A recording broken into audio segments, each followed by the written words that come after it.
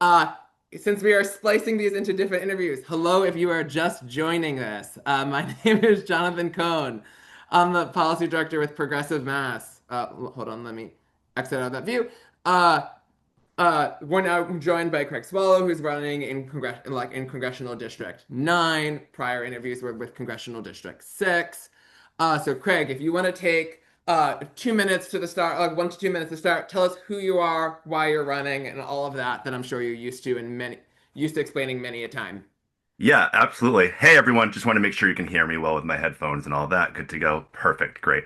My name is Craig Swallow. I'm running for Congress here in Massachusetts 9th Congressional District. I am born and raised in New Bedford, Massachusetts. My grandparents came here from Portugal in the 1960s with my mom to escape fascist policies, so I understand what that impact feels like for generations. I went to school to be an educator. I studied history, war propaganda, and politics was my focus.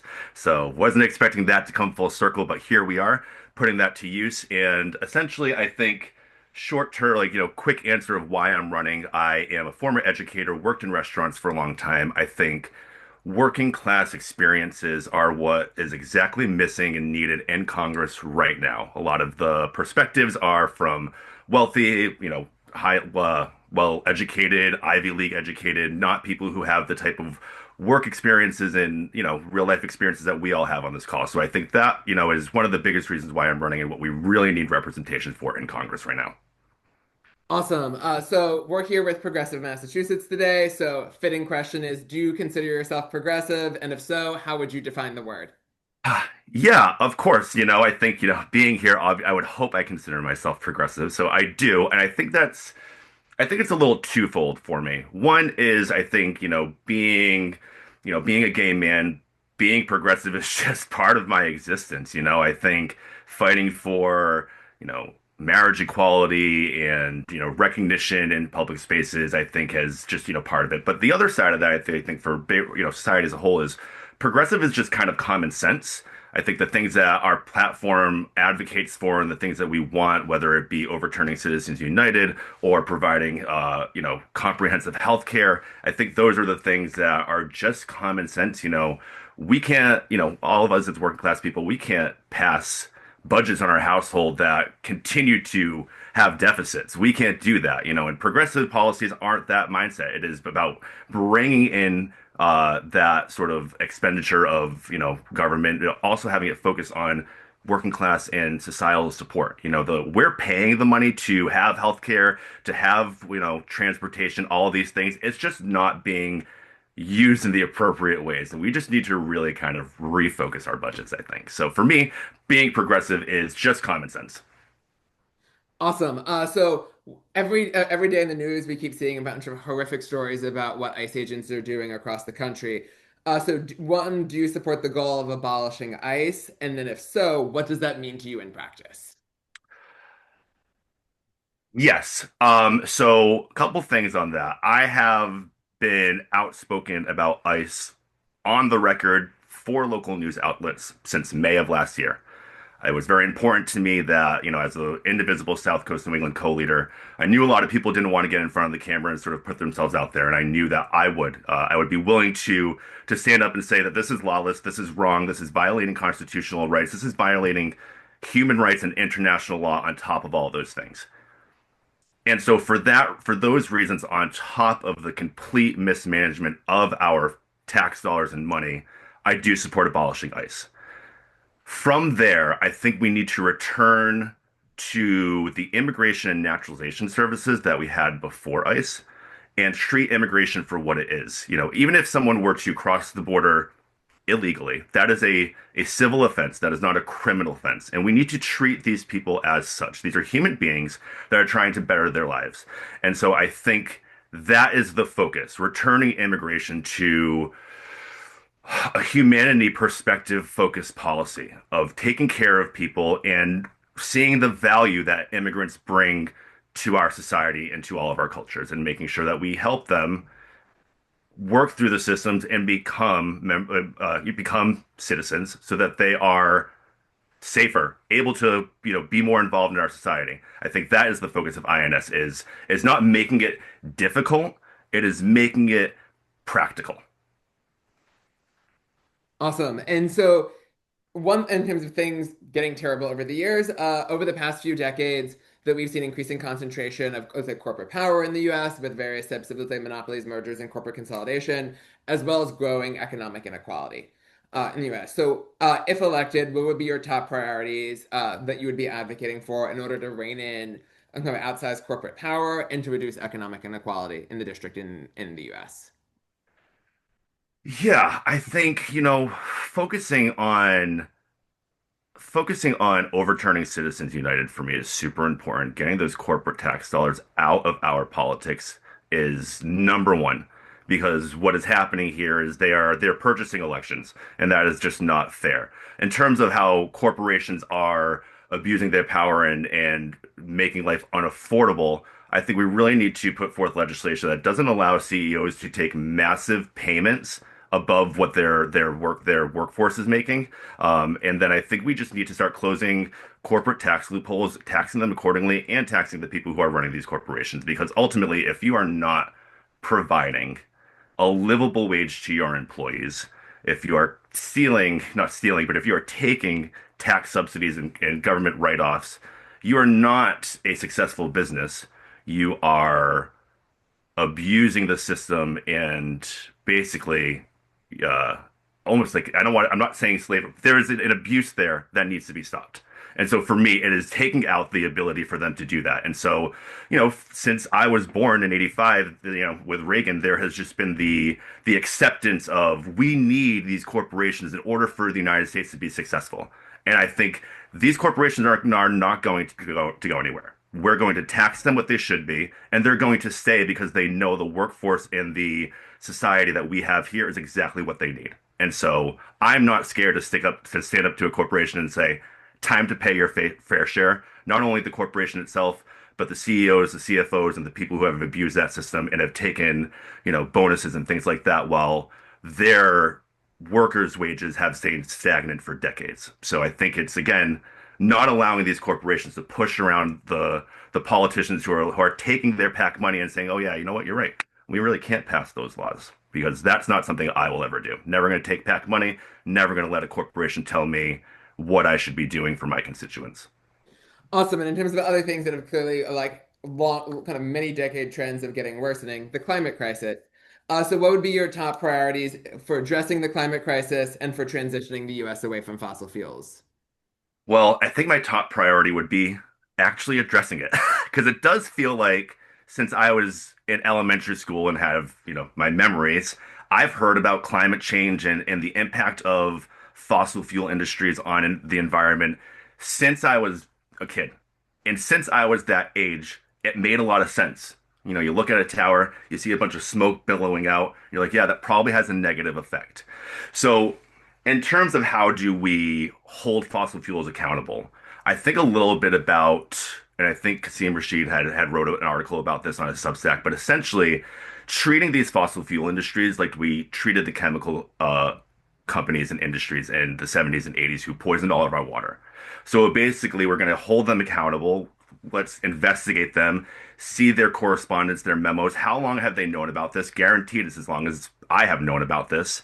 And then we hold them accountable. We create a super fund with the money that we're going to collect from these people who have these corporations who have ignored the signs that they are damaging our planet and use that money to reinvest in communities like District 9 that have been so severely impacted and are going to continue to be impacted because we know that we haven't even quite seen that yet. We need to start focusing on reversing this. And part of that again is taking the money that they've sort of stolen from us and reinvesting it back into the country and making sure that it's benefiting all of us who are on this call and not the people who have abused the system. Awesome. I'm going to tag in Max for a question and Ziba for a question, and then I'll ask a few afterwards. So, Max. Love it. So, in light of discriminatory anti-trans legislation on both the state and federal level, uh, I've asked this question of you, I think 5 times already, but what do you fight for trans people, especially trans youth who, speaking from experience, are the most vulnerable in Congress? And if so, how would you do it? Yeah, I think, Max, great to see you. Thanks for the question. I appreciate it.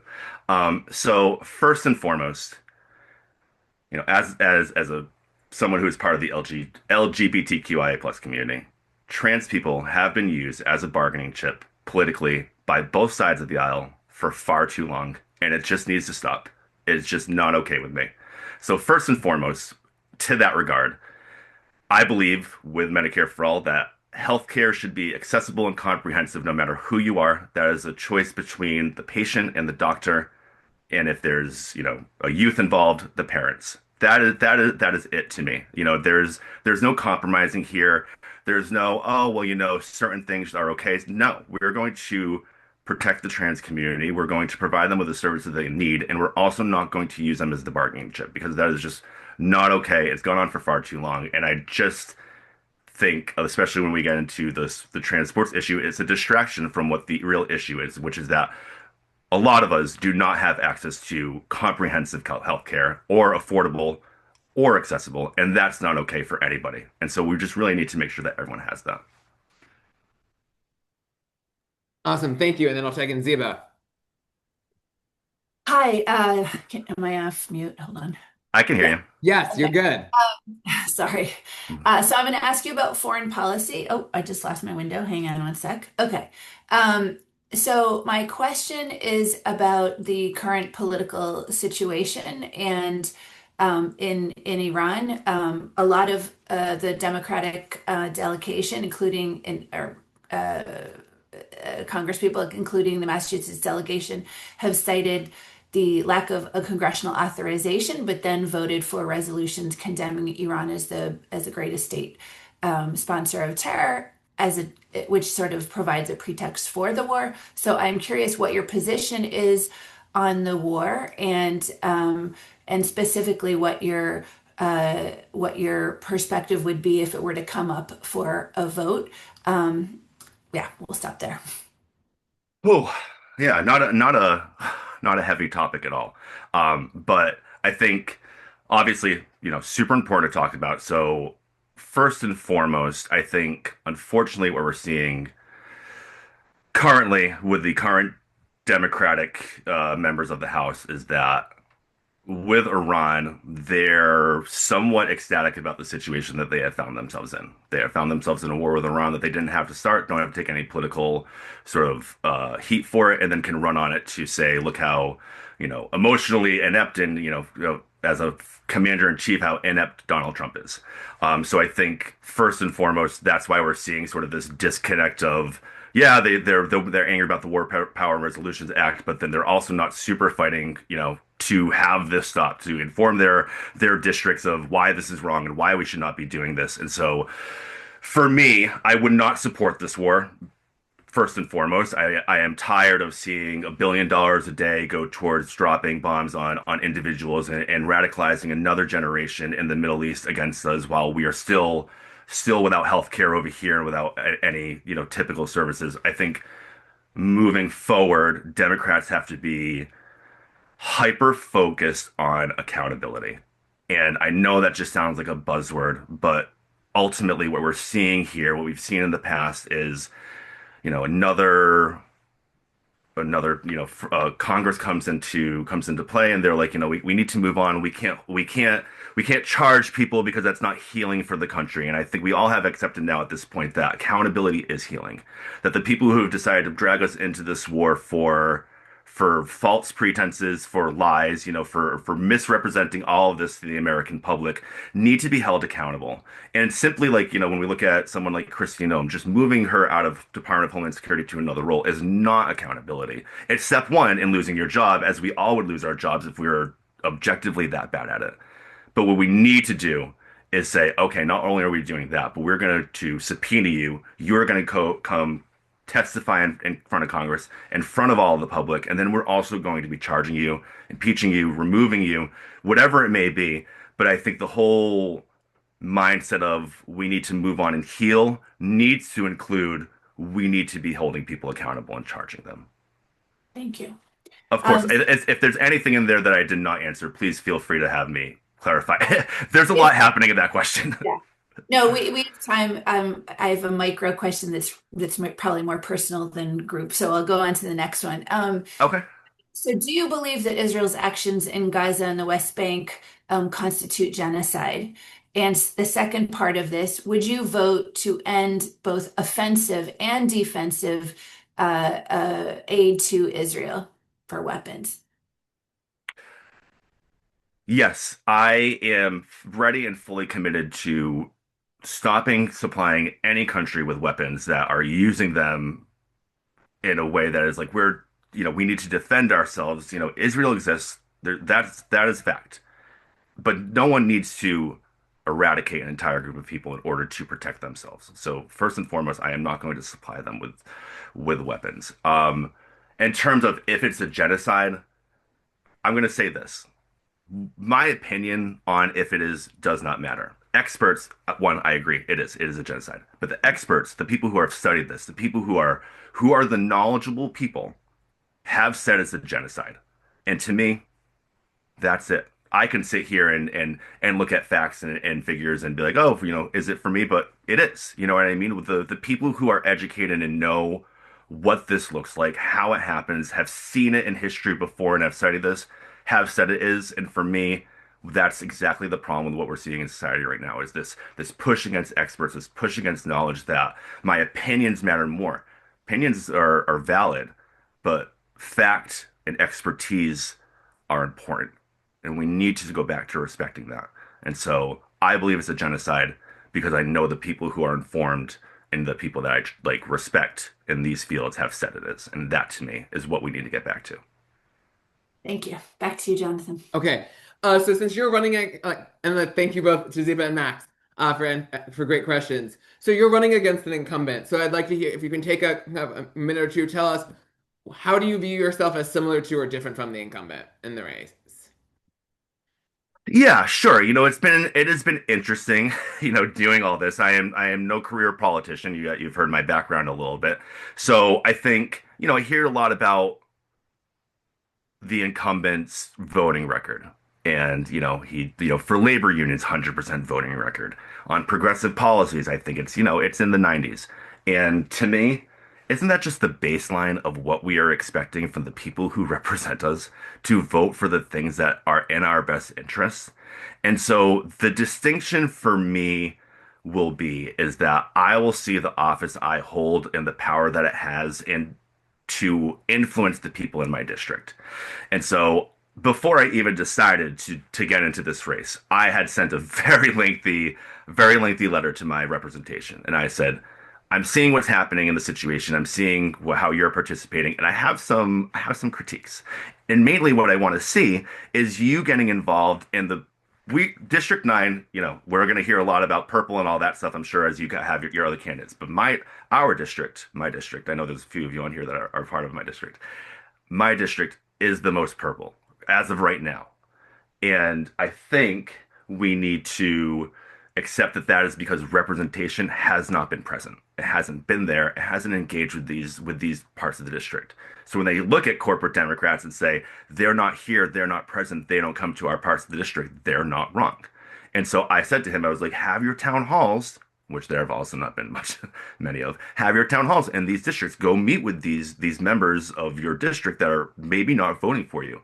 Because as we see that these policies from the current regime are impacting all of us, those voters will remember that you had the strength, the gall, the whatever they want to define it as, to show up in an area that wasn't friendly, to hear people really push back on you, because I know it's a thankless job. I've seen the town halls. I know that sometimes people just want to yell, but it's because they're not represented, they're not feeling heard, and they really, really are scared and upset and worried. And so I think my difference is I'm not going to shy away from that. I've gone to many DTCs in person. I'm going to have events in person. I'm going to engage with voters who don't agree with me. I've worked in bars and restaurants for a long time. It's not like every bar and restaurant I've worked at has been, full of people who are ideologically aligned with me. I've worked in some places where I am the only progressive in the room.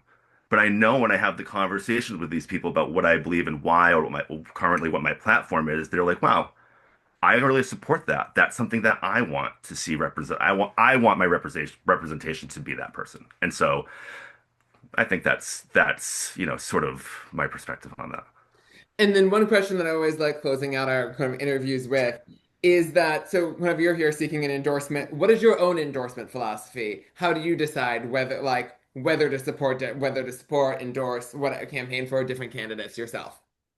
Yeah, for sure. Such a great question. I think especially as I started to get involved in this, you have a few people coming on here that I really, really respect. I think Jeremy Whalen is just, incredible and has really set the precedent for being a progressive in Massachusetts in this cycle. I think we see James Poulos as well, who is really kind of stepping up, super intelligent and really informed in AI. And I think for me, it is seeing the people who are, hey, we really want to fight for working in middle class. We're not taking PACs. It's those types of things where I would be ready to endorse a fellow progressive. I think that's the type of thing we need to see, and the type of coordination that we want from our Congress as well. That we want to see these people working together, supporting each other. It is not, a one person fight. We all need to be together in this, and the more that we kind of work together and get aligned, I think the more success you see. So I would be very willing to support other progressives who are challenging incumbents in and trying to change the system of which we are in right now. Awesome. Well, I want to thank you so much for joining us this afternoon. Can we get a round of Zoom applause? I do see Monica has her hand up. Should I Yeah, I take her can. question? Okay, I Sure. didn't know. All right. Monica. Yeah, Monica, if you want to ask. Yep. Thanks so much for running. Super quick question. Who did you vote for in 2020 in the primary and why? Who did I vote for 2020 in the primary and why? For president. Yeah, I know. I voted for Joe Biden, and I believe I did that with the intent that a lot of the people who were on this call probably did as well, and that I believe that he was the person needed to sort of reunite us, kind of drive us towards, fixing the country. And I think, like many, I walked away from that a little disappointed. I look at Joe Biden and a lot of the things that he did with pride. But I think, one of the biggest missteps there was bringing on Merrick Garland. And again, not having that accountability because what you see there is the healing, or the idea that we can move on and heal is not what the country needs. The country needs to know that like we all experience, if we do something wrong, we are held accountable. We need to know that the people representing us are also held to those same standards. Okay. We can now do a final round of Zoom applause. And thank you for your time joining us today. Thank you so much for having me. I really appreciate it. It's